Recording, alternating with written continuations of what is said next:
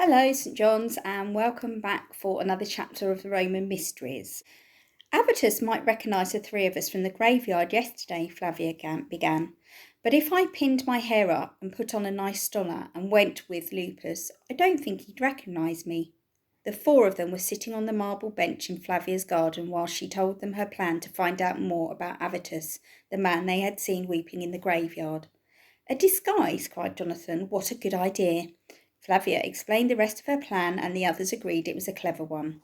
There's only one problem, he pointed out. For your plan to work, we'll have to clean up Lupus. Really clean him up. They all looked at Lupus. You're right, agreed Flavia. It'll take a little extra time, but it has to be done. You'll have to take him, Jonathan, and Cordex can go with you. She turned to Lupus. I know you slept outside the baths of Thetis, she said it with a grin, but have you ever been inside them? A few hours later, at midday, Flavia was reading Book 6 of the Aeneid to Nubia. Suddenly, Scuto, curled up at their feet, lifted his head and uttered a bark, and shortly afterwards they heard a knock at the front door. We'll get it, Alma, Flavia called, and hastily pulled down the scroll. They're back, she exulted. Oh, I can't wait to see this. The girls hurried to the door. Scuto sensed their excitement and ran barking after them, his claws skittering on the marble floor. Flavia slid back at the bolt and threw open the door to reveal Cordex and the two boys. All three were with large grins. Lupus, cried Flavia, you're clean. Your skin is 3 shades lighter, and they've cut your hair.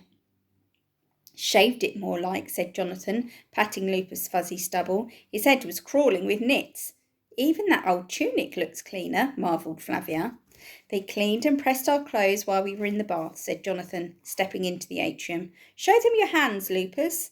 Lupus held out his hands, reluctantly as he followed Jonathan in. They were almost spotless and the nails neatly manicured. Nubia commented shyly. Smell nice. Scuto sniffed at Lupus' foot and then sneezed. Cordex, who smelled strongly of rose oil, closed the door behind them and took up his usual spot. I don't think Lupus liked the steam room much, said Jonathan over his shoulder, but I couldn't get him out of the pool. He's a brilliant swimmer, and he was happy as a newt in a puddle. Weren't you, Lupus? Lupus nodded as they went into the garden.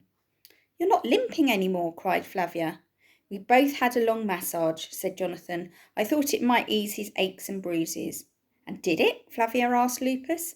For a reply, the beggar boy nodded again. Said Flavia. The only thing he needs now are sandals. He can't go in bare feet. I have some at home. I outgrew them last year, but they're still in good condition, suggested Jonathan. You and Lupus take the key and get them, said Flavia, while I change into a different person too. A girl and a boy stood outside a house with a red door at the bend of Green Fountain Street. The girl had clear grey eyes and wore a white stola. Her light brown hair was neatly coiled on top of her head, though 1 or 2 strands had already escaped. The boy had green eyes and very short brown hair.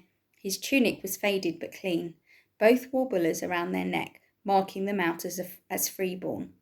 The girl knocked again. Presently an old man opened the red door, and after a moment they all disappeared inside. Meanwhile, behind the same house in the graveyard, another boy and girl were climbing a tall poplar tree. The girl moved up quietly and fluidly as if she had climbed trees all her life. She was beautiful, with very short black hair, dark brown skin and golden eyes. Among the dark leaves of the poplar, she was almost invisible. The boy who followed her had dark curly hair, a strong straight nose, and eyes so dark they were almost black. Unlike the girl, he was not a graceful climber, and kept getting poked in the eye with twigs and leaves, and under his breath he uttered words a polite Roman boy should not even have known. Flavia looked around the atrium. It had originally been the same size as the one in her house, but flimsy rooms had been constructed on either side, making it a narrow, dark corridor. An entire family seemed to occupy the atrium. She could hear a child singing tunelessly behind one of the curtained doorways, and a woman was washing nappies in the impluvium. Beside her squatted 2 runny-nosed toddlers, intent on a game they were playing with seed pods and pine cones. Avitus and his wife have the balcony rooms, mumbled the toothless old man. Go through the garden and up the stairs. He didn't wait for a reply, but shuffled back to his cubicle and disappeared behind the curtain. The woman, washing clothes, nodded at them as they squeezed by, and Flavia murmured a polite greeting. Damp laundry hung from a washing line beneath the skylight, blocking off what little sunshine managed to enter the dismal room. A faint odour of stale sweat and frying onions hung in the air. Flavia tugged Lupus's hand, and they moved hesitantly down the corridor into what should have been the garden. Here, too, old rooms had been enlarged and new rooms built, so that the garden had shrunk to a few paving stones with weeds pushing between them. A wizened vine struggled up a rickety trellis towards what little light there was. It was hotter in the garden than in the atrium. The family who occupied this part of the house had left the curtains of their cubicles open to catch any breeze. It was still siesta time, and Flavia glimpsed suspicious eyes watching her from low beds in the dim rooms.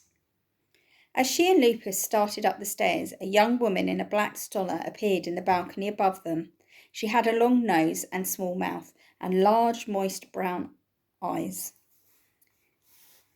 "Have you come to see me?" the woman called down. "We've come to see if Evita can play," said Flavia in her little girl voice. "My name is, Helena, and this is my brother Lucius.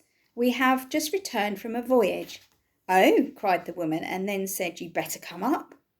She met them at the top of the stairs and led them into a small stuffy room with a low couch against one wall and a table against the other. A few flies buzzed round the remains of a meal on the table. The woman in black perched on a stool and invited the two of them to sit on the couch. Flavia noticed that some of the plaster was missing from the ceiling and one or two cracks snaked along the walls. "My name is Julia Firmer," said the woman. "I have some very sad news. My daughter died several weeks ago."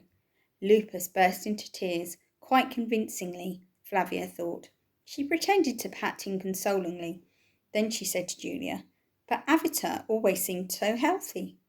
"I'm afraid she was bitten by a rabid dog." "Oh, how awful!" cried Flavia. "How did it happen?" "It's so crowded here, as you can see." Avita's mother waved vaguely towards the garden. "My daughter loved to play in the graveyard, among the trees, and I never thought—" Her voice trailed off, and she swatted absently at a fly. "One day she came home complaining of a dog bite. She was very brave. She cried a little, but it was not deep, so I merely put ointment on it and didn't think about it again." The woman closed her eyes for a moment and then continued. "After a few days, we suspected something was wrong. First, Evita lost her appetite, and then she began to be terrified of the sight of water. She then refused to drink. Finally, she began to see things that weren't there. The end, when it came, was peaceful." Julia looked down and brushed some plaster dust from her dark stola. "The tragedy was that her mother was away on a voyage when it happened. Evita was our only surviving child, and when my husband returned and discovered that we had lost her, he was inconsolable. He doesn't share my faith," she added quietly. "Your faith?" asked Flavia. "I believe that after we die, we will go to a place more wonderful than we can imagine. Not the cold, dark underworld, but a sunny garden, a paradise. I trust Evita is there now." She was also a believer. Julia Firmer gazed at the faded plaster on the wall with a smile, as if she could see through it to a world beyond. Lupus and Flavia exchanged glances. "Would you children like to see her room?" Evita's mother asked suddenly. "Yes, please," Flavia nodded politely, remembering to use her little girl voice. Julia Firmer rose and led them next door into a tiny bedroom. A small window looked out onto the graveyard, and the walls were decorated with faded frescoes of trees, shrubs, and birds. "She loved this room," sighed Julia, and looked around with a sad smile. "She used to tell me paradise would be like this." A narrow bed occupied most of the cubicle, which was tiny but spotlessly clean. At the head of the sleeping couch was a low table with Evita's possessions laid out, a clay lamp, a few tiny glass bottles, a bronze mirror, and a wooden comb. On the bed lay a small painting of the girl. Flavia and Lupus gazed at the portrait of Evita. Coloured wax had been applied to a flat piece of limewood with such skill that the face painted there seemed about to speak. The girl wore small gold earrings and a bulla around her neck. The face gazing back at them seemed so cheerful and alert that Flavia's throat tightened painfully. For the first time, she really felt the tragedy of the girl's death. Lupus picked up the portrait to examine it more closely, and Flavia gazed out of the window into the graveyard. She couldn't see Jonathan or Nubia anywhere. But as she pushed her face further out, she caught a spicy whiff of grasses and pine needles. She breathed the scent of life gratefully and then turned back to look for clues on the table. The clay oil lamp caught her eye. Its design was one she had never seen before. On its top, where most lamps had a cupid or a leaf, was a beardless man with a lamb across his shoulders. "The shepherd," murmured Julia, stepping in from the doorway. "He has carried my little Evita home like that lamb." "The shepherd?" said Flavia. "Our God," Julia replied simply. "See the Greek letters Alpha and Omega on the spout. They mean—" But Flavia never heard what she was going to say. At that moment an angry voice behind them cried, "What are you doing in my daughter's room? I warned you!" Lupus whirled round and Flavia dropped the little clay lamp onto the floor. There, in the doorway, stood Publius Avitus Proculus, and he was very angry. Okay, join me again for the next chapter. Bye for now.